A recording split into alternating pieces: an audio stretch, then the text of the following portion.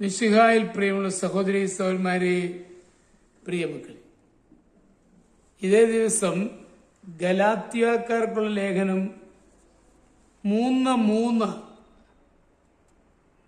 Letter to Galatians chapter 3 verse 3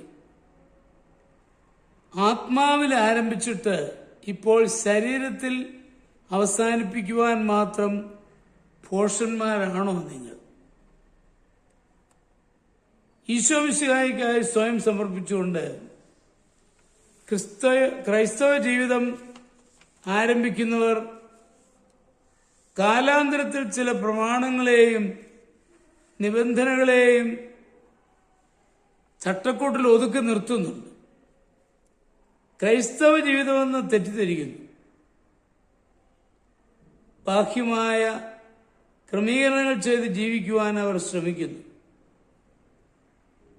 അവർ പരാജയപ്പെടുകയും വിഷമിക്കുകയും ചെയ്യും. ഗലാത്യ സഭയിലെ വിശ്വാസികൾക്കും ഈ തെറ്റുപറ്റി. ന്യായപ്രമാണമനുസരിച്ച് ജീവിച്ചാൽ മതിയെന്ന് അവർ ചിന്തിച്ചു.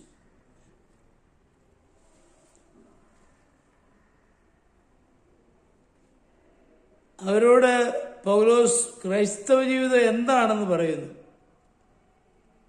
ഈശോയുടെ ആത്മാവിനോടുള്ള കൂട്ടായ്മയിൽ ജീവിക്കുക തന്നെയാണ് യഥാർത്ഥ ക്രൈസ്തവ ജീവിതം. അപ്പോൾ സ്വാഭാവികമായിട്ടും ജീവിതം ക്രമീകരണത്തിനിടയാകും. ബാഹ്യജീവിത ക്രമീകരണം ഒരു സംസ്കാരം മാത്രമാണ്. ഈശോയോടുള്ള ആന്തരികമായ ബന്ധം പുലർത്തിക്കൊണ്ട് ജീവിക്കുന്നതാണ് യഥാർത്ഥ ക്രൈസ്തവ ജീവിതം. കർത്താവായ ഈശോ മരിച്ചവർ ഉയർത്തെഴുന്നേറ്റ് ആത്മീയ ശരീരത്തിൽ ജീവിച്ച് നമ്മുടെ ഇടയിൽ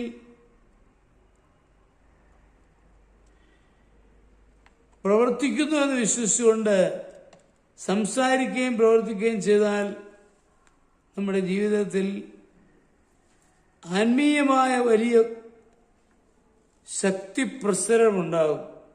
അപ്പോൾ നമ്മുടെ ജീവിതത്തിന് ഒരു ക്രമവും ഉണ്ടാകും. ഈശോയോടുകൂടെ ജീവിച്ചാൽ നാം നിയമങ്ങൾ വേറെ പഠിക്കേണ്ട ആവശ്യമില്ല.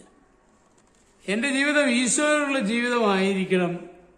അതിൽ സംതൃപ്തി കണ്ടെത്തുവാൻ, അതിൽ വിജയിക്കുവാൻ എനിക്ക് കഴിയുമ്പോഴാണ് ഞാൻ ദൈവോന്മുഖമായി വളരുക.